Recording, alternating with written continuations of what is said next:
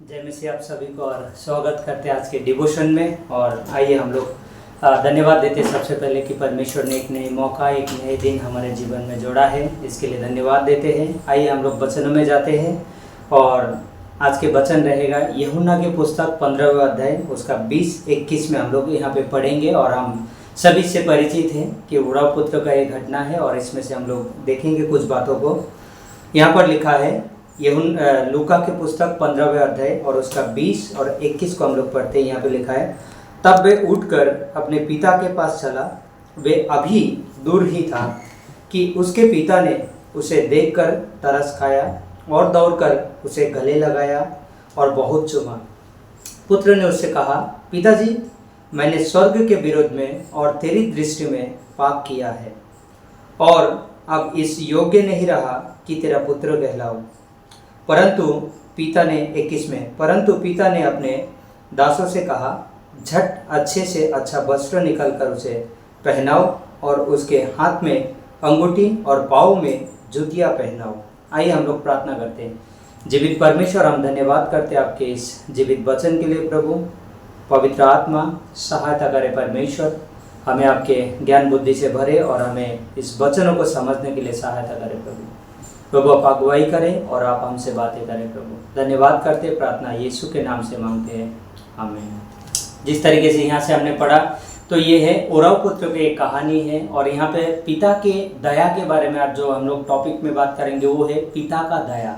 इस विषय में हम लोग देख रहे हैं। तो यहाँ पर हम सभी को पता है इस घटना के बारे में कि अपने एक व्यक्ति है जिनके दो पुत्र है, बड़ा और छोटा। छोटा बेटे अपने हिस्सा को लेके जाते हैं और दूर देश में यानी कि परदेश में जाकर अपने पैसा धन दौलत सारे खो देते हैं। उसके बाद वो जब सुअर के चढ़ाने के काम करते थे और सुअर का दाना को जब वो खाते थे तो उस समय में उनको वो चीज़ याद आया कि मेरे पिताजी के घर को मैंने किस तरीके से जो उन्होंने खोकर, यानी कि पिताजी के घर के बारे में उन्होंने याद करते हैं। और जब वो एक जीव होने के नाते, अगर हम लोग देखें पुराने दिनों में, अगर मूसा के कानून के विधि के अनुसार अगर देखें तो एक जीवस व्यक्ति उस सुअर को कभी ना तो सुअर के साथ कुछ रिलेशन रख सकते, मतलब खा सकते हैं, ना कोई सुअर के चीज़ों को कार्य कर सकते, क्योंकि वो एक घृणित प्राणी में से वो गिना जाता था। इसके लिए जीवस लोग उसको सख्त नफरत करते थे, इवन उसको छूते भी नहीं थे। लेकिन ये बेटे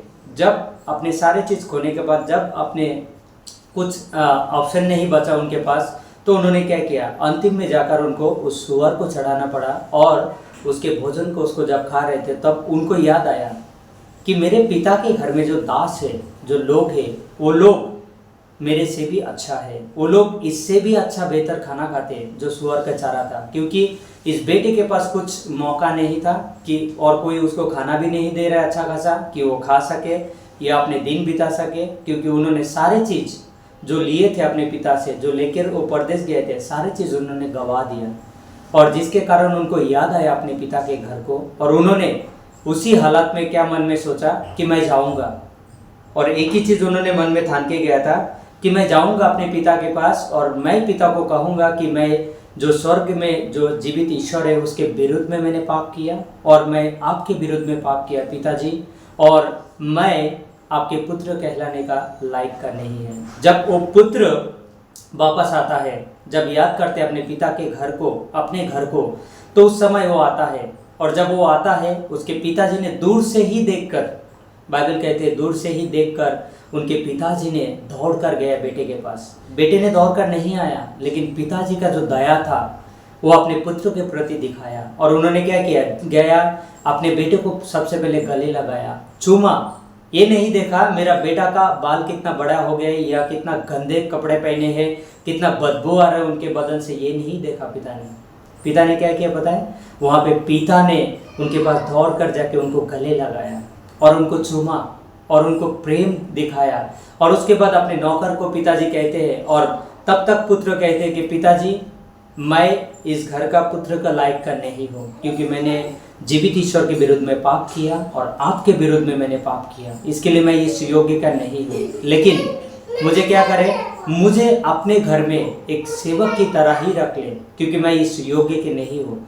लेकिन पिताजी वहाँ पे देखते हैं उनके दया कि पिताजी ने इस तरीके से नहीं किया कि एक सेवक के रूप में उनको रखें, लेकिन पिताजी ने कहा कि उनके लिए अच्छे से अच्छा कपड़ा लेके आओ।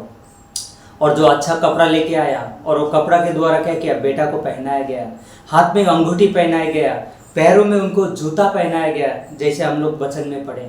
और कपड़ा पहनने का मतलब क्या है, एक सम्मान करना। अपने पुत्रों के उन्होंने सम्मान किया कपड़े के द्वारा। उसके बाद जब वो अंगूठी पहनाया गया, यानी कि जो अधिकार जो उनके पास से चले गए थे, जो अपने पिता के पास से अपने अधिकार को लेकर वो चले गए थे, उस अधिकार को वो खो दिया था एक प्रकार से। लेकिन उन्होंने क्या किया, फिर से पिताजी ने उस अधिकार को दिया। सोचिए आज हमारे जीवन के बारे में कि हमने एक समय में उस अधिकार को खोया था। हमने भी परमेश्वर के विरुद्ध में चल रहे थे, हम भी परमेश्वर से दूर जा चुके थे।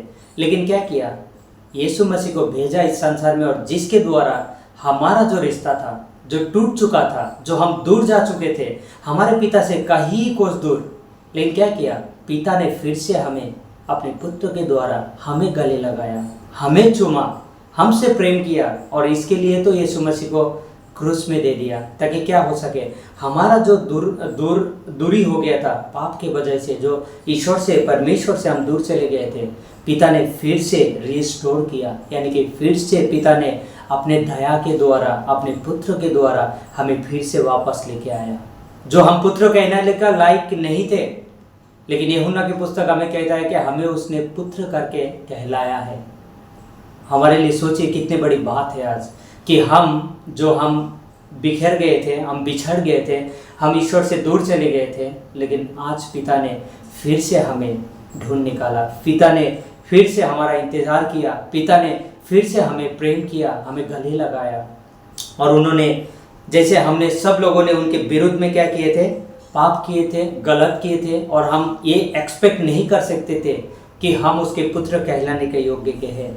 लेकिन उनके दया, जिसके वजह से हम फिर से उनके पास आए और फिर से हम उनके पुत्र कहलाने के लायक हो गए। हम देख सकते पिता का जो कंपैशन था, यानी कि पिता का जो दया था, उसके प्रति हम देख सकते कि पिता किस तरीके से अपने पुत्र के ऊपर दया किया। और सबसे अच्छे जो वचन इसमें मुझे लगा कि मैं जीवित ईश्वर के विरुद्ध में पाप किया और मैं तेरे विरुद्ध में पाप किया। लेकिन पिताजी ने उनको ये नहीं कहा बेटा तुमने क्या किया, तुमने क्या नहीं किया, ये क्वेश्चन नहीं पूछा उन्होंने सीधा ही अपने दया को दिखाया। और पिताजी बाइबल कहते हैं हमेशा की तरह रोज उस पुत्र का इंतजार में रहता था, कब मेरा बेटा वापस आएगा, कब मेरा बेटा वापस आएगा।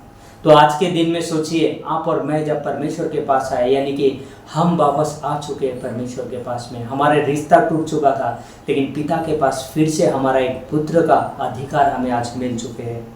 जैसे कि उनको रिंग पहनाया गया, और रिंग किसको दर्शाता है, उनके रिंग जो था वो है अपने परिवार में उनको बना लेना, यानी कि एक मुहर डाल देना। जैसे कि एफएससी की पुस्तक 1 का 13 और 14 अगर हम लोग पढ़ते हैं, वहाँ पे पवित्र आत्मा के द्वारा हर एक विश्वासियों के अंदर सील डाला गया, यानी कि हमारे ऊपर मुहर लगाया गया, बाइबल कहते हैं। यानी कि उसने हमें खरीदा, हमें अपने पुत्र ठहराया उन्होंने। क्यों? पवित्र आत्मा के जो मुहर है वो हमारे अंदर डाला गया, एफएससी की पुस्तक हमें कहते हैं। उसी तरीके से पिताजी के पास जब इस बेटे ने आया तो पिताजी ने उनको एक्सेप्ट किया, पिताजी ने उनको अपनाया, अपने दया को दिखाया, अपने प्रेम को दिखाया, और फिर से जो टूटा हुआ रिश्ता था उसको जोड़ लिया, हम यहाँ पे देख सकते हैं। उसके बाद जब ये पुत्र एक प्रकार से मरा हुआ था, क्योंकि उन्होंने बताया कि मरे हुए के समान वो थे, क्योंकि हमारे जीवन के बारे में अगर हम लोग देखते हैं, एक विश्वासी होने के नाते हमारे अंदर पवित्र आत्मा है। हम एक समय में आत्मिक रीति से मरे हुए थे। जिस तरीके से बेटा शारीरिक रीति से तो जीवित था परदेश में, लेकिन जब अपने पिता के पास आया तभी उसको समझ में आया, तभी उसके पास वो ज्ञान बुद्धि आया, यानी कि आत्मिक रीति से वो जीवित हुआ।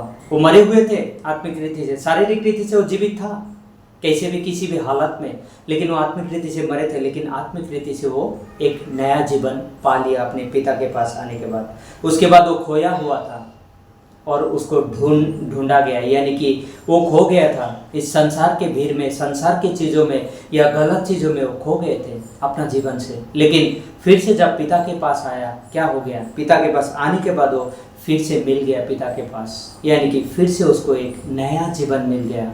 जैसे कि आत्मिक रीति की हमने बात किया, आत्मिक रीति से। और अंतिम में मैं यही कहना चाहूँगा कि यीशु मसीह भी हमें उस तरीके से अपनाया है, हमें भी उन्होंने दूर नहीं छोड़ा है।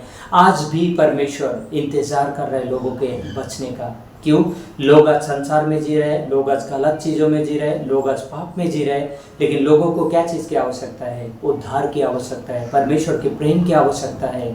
लेकिन लोग आज दूर है परमेश्वर से, और परमेश्वर हमेशा इंतज़ार करते हैं, हमेशा हर एक व्यक्ति के लिए, क्योंकि हम सभी जो संसार को उन्होंने बनाया, हम सभी उसका पुत्र और पुत्री है। वो हमारे लिए इंतज़ार करता है, कब मेरा बेटा, कब मेरा बेटी मेरे पास वापस दौड़ के आएगा। क्योंकि हम संसार में खोए हुए थे, लेकिन परमेश्वर ने हमें बुलाता है, परमेश्वर हमें ढूंढ निकाला है।